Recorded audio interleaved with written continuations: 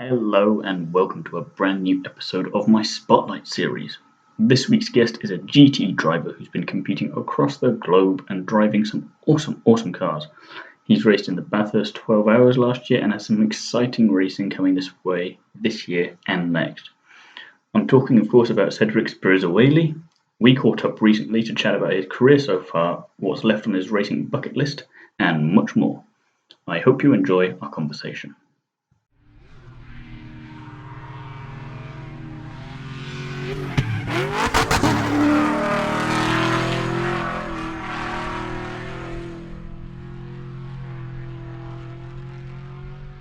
Hi, Cedric. Thanks for being here today. First of all, how are you?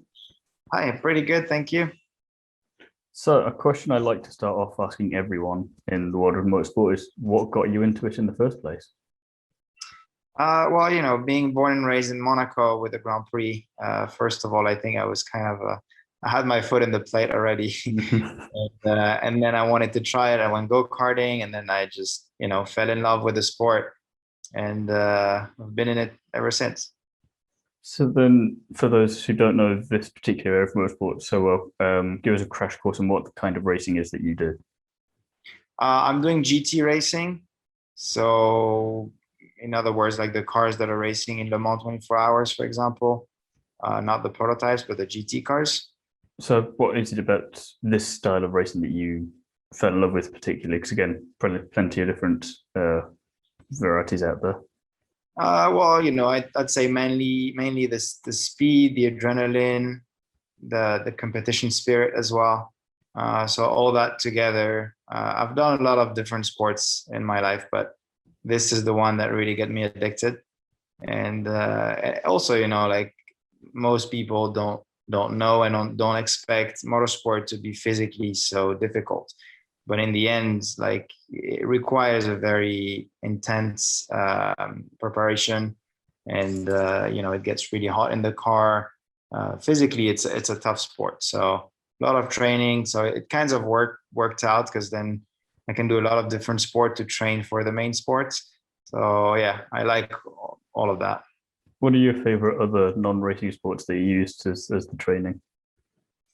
I like running. I pretty much like everything outdoor. I do a lot of stand-up paddle boards.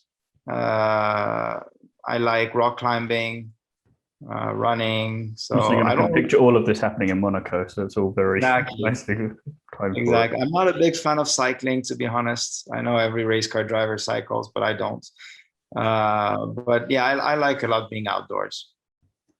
And then last year you competed in the 12 hours at Bathurst, if I'm getting my facts correct. What was the experience like?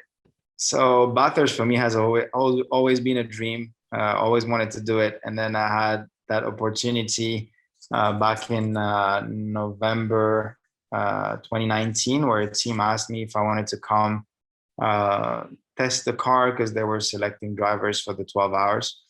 And so I went there. Apparently, I did pretty well, and I ended up doing Bathurst 12 hours, which, like I said, it was always a dream. And when I did it, now I want to go back. It's one of the best races and one of the best track that I've ever driven on. It's like the feeling you get there. I don't think I stopped smiling on the first lap that I did in Bathurst. I don't think I stopped smiling the whole time. So it's really an amazing experience and an amazing race. Just too bad it was canceled in 2021, but I'll probably be back in 2022 if it happens. So And so one of those ones where it lives up to the expectations that you have for it. It's quite a nice feeling then. No wonder you're grinning from ear to ear. it goes beyond what I was expecting. Like I expected it to be great, and it was just amazing. Like the And I should whole get thing. you to do the promotion for it, I think. Yeah, well, the whole thing, the race itself, I love Australia as a country as well. So, everything around it for me has been a great experience. Then you've won a number of races in your career. Do you have a favorite one so far? Favorite win or favorite race? Oh, why not both? While we're here. Uh, I wouldn't know about the favorite win. Maybe I could pick one of, like, for example, my first win in the US in Laguna Seca. You know, as a kid, you always grew up like Laguna Seca playing video games and everything. And then the first time I went there, I won the race. So that was a good one. Yeah, maybe I'll pick this one. And best race so far. Can't have. Bathurst. I was gonna say you can't have Bathurst. It's cheating. Bathurst. I love Spa 24 Hours as well. Like there's plenty of great race. Like Daytona 24 was a great race. Sebring 12 Hours. I like endurance races more than anything. But yeah, I think what makes the race unique is not only the racetrack, because obviously like the racetrack is a part of it, but it's more the people. You know, It's like very team sport. Yeah, but also like the people coming to the race. Like if you go to Sebring, for example, the atmosphere is just insane. It's just great. You know, like you have some races or Spa for the 24. There's always a lot of people coming. Like it's usually a great event. I haven't done Le Mans yet, so I can't compare to that one. But yeah, for sure, like the atmosphere you have during endurance races is just unique. It's at the iconic tracks as well. You get that extra bit of oomph there because it's just where you're at as well. So it's Yeah, exactly. which do you think is the more difficult in the endurance racing, then the physical aspect of it or the mental aspect? I think it's a bit of both. Like physically, obviously, you know, you need to be quick to recover in between your stints, to rehydrate and rest your body as much as you can. You're relying also on other drivers, but you can't really focus too much on their race because you need to take that time to rest your own body. So it's you know, like I said, you rely on other people, but you also have to step back at some point and let them do their job and trust them that everything is going to be fine. So how like easy is that to aspect. do? Yeah, but I like that aspect of endurance races, that it's really a team and a group of people that work together to get the same results. That's something I really enjoy. I also like sprint racing. It's very different. You know, even the racing is different itself. Like if you do a sprint race, you will probably take more risk overtaking rather than on an endurance race. You have to be a bit smarter because you have a lot of time. So it's a different kind of racing. So that's why doing a bit of both is always good. You mentioned there, but you've got a lot of racing under your belt. What are your plans for this year and beyond? So this year is, you know, I've been racing in the US for the last 5 years, and this year is the first year that I'll be back in Europe. Big change. This year is more going to be of like spot races rather than a full championship. I'll do some of the Italian GT races, and then next year we're working on a program with Ferrari with AF Corse for GT3 European Championship. So let's say this year is more to commit for next. Getting ready. Yeah, exactly. Just stay in shape and wait for next year.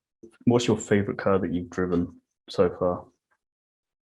So far, I have to say the 488 GT3. Like it's such a cool car. Like I think it's an easier car to drive. It's like everything, when you have to bring it to the limit, it's not easy. But like let's say it's a car that fits pretty much every kind of driving style and goes well at every racetrack. So yeah, for me, it's just about getting the maximum out of it rather than having to worry about anything with the car itself.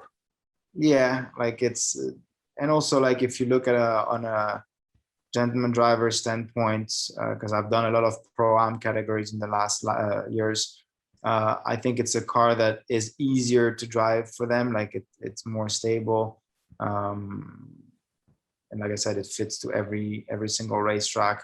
So I think for an amateur driver, it's the perfect fit, probably. So yeah, I'm glad to be in that seat. I'm sure. Worst places to be, I can imagine. So something else I'd like to ask a few drivers is that what is something from your racing career that you've learned that has helped you improve either in the racing or in just general aspects of your life? I think like commitments, and then being strict with myself. Like setting up goals in life and do everything to reach them. I think this is the mentality that have been sticking with me since I was a kid. Because like as you know, it's not easy to make it as a pro driver, because there's many people attempting and not many making it. So I didn't come from a wealthy family, so I knew I didn't really have a chance in the beginning. But then, like sometimes lucky, sometimes being like at the right place at the right moment, doing the right thing, it ended up being pretty good. And I'm here today, and I feel blessed, and of course I worked for it and I did everything I could. When I was a kid, I always thought I want to try like more than 100% and give it everything I have, because then if it doesn't work, at least I have no regrets. I tried my best. I don't want to think, oh, if one day I would have done that, then maybe I could have made it. And this is the mentality I didn't want to have. So I wanted to try everything, and yeah. And it's more satisfying when you've worked for it and you get it then, rather than it just being, exactly. luck and everything that plays an element into it. But when you've worked hard for it as well, then you get an extra level of it. I was looking a bit through your Instagram, having a look at some of the cars that you've been driving, and you seem to like the color red a lot on your cars. Is that the best color for a car, or is that just? It depends. Like, for example, in 2014, 2015, when I did like European Le Mans Series and Blancpain Endurance Series, I was racing with a yellow Ferrari with a Belgian flag, because my teammate, who was the AM driver on the car at that time, was Belgian. And I really like that car a lot. So it depends. Like, I think it's not only about the color, but more the livery. Like, you have some great looking cars in red, some great looking cars in white or yellow. It really depends of the rest of the livery. Then potentially I might know the answer to this already, but Ferrari or Lamborghini? The what? Ferrari or Lamborghini? Right now I would say Ferrari. I think it's the right place to be for me. Like, I was with Ferrari, and I of course say between 2010 and 2015, and it always stayed and took a big place in my heart. And I had a lot of friends in that team and with Ferrari, and I always kept in touch with them even when I was in Lamborghini. And then when I did what I had to do in the US, I just when I came back, for me there was no doubt where I wanted to be. I just needed that experience in the US, because it was a dream for me as a kid to race in America. And I just had that opportunity with Lamborghini, which turned out to be great. And it was a super nice experience for me. Racing in the US, did all the iconic races there. Didn't have the best of luck with the results though, but it was still a great experience. And I'm sure there will be opportunities for me to be back, like in Daytona 24 Hours with Ferrari, with of course probably in the next couple of years. So, but I'm definitely feeling good at the right place. Like the team owner Amato is just great. It's a great person, and I really feel at home and like in a family. So it's good to have that feeling around you, because then it's less to worry about. Then you can just get on with it. You spend so much time with them, then in the end it's important to feel home, or to feel like in a family, because if you don't enjoy the time like outside of the race car, so when you're in the paddock, then it doesn't make it as fun. So you've got a good few things, I think, ticked off your bucket list in terms of what you want to do in racing. I mean, you mentioned Le Mans earlier as well as something that you haven't been able to get to yet. What else is on your list of places or things to try out that you've not been able to yet? Well, like for sure Le Mans, but then at some point I've got to race at home. Like I have to do the Monaco Grand Prix. The only category that would fit would be the Porsche Super Cup. for GT cars. So I have to do that sooner or later. I've actually had 3 times the opportunity to do it, but then for some reason it never ended up concluding the deal. But I have to do it at some point. Bad luck for Monegasque this week with Monaco. Yeah. But I have to do that race sooner or later. Then different Tyler question there. Summer or winter holiday? Summer. I'm a big fan of scuba diving, so anytime I can be in the water, I'm happy. And then finally, which car have you never driven but you'd love to? Doesn't have to be for racing, but whichever's easier. That's a tough question. Well, yeah, I know the answer. Probably one. I'd like to give it a shot at some point. It doesn't need to be the actual cars, but just to feel how it is, and also to be back in a single seater after so many years, just to see to have that feeling. Got it. Yeah, and so definitely I'd like to try that one day. Well, I like that for a way to end it.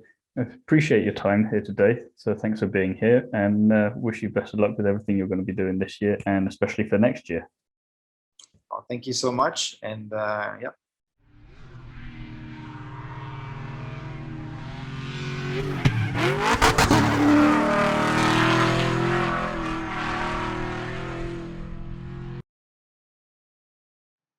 I enjoyed that chat with Cedric, and I want to thank him again for taking the time out to chat with me. It was great learning more about the GT world, and the Bathurst 12 hours sounds incredible and definitely like something that everybody should check out. I wish Cedric the best of luck for the rest of the 2021 season and beyond. Be sure to also add him on social media if you get the chance. Join me again soon when I'll be chatting to another famous face from the world of motorsport, and in the meantime, don't forget to like, comment and subscribe, and check out the other videos on my channel. Away from YouTube, you can find me on DriveTribe, and feel free to follow me on Instagram at t.albers.daily.drivetribe. You can also find me over on GP Grandstand TV, where I'm part of their weekly podcast. Thanks for listening. I'll see you again soon.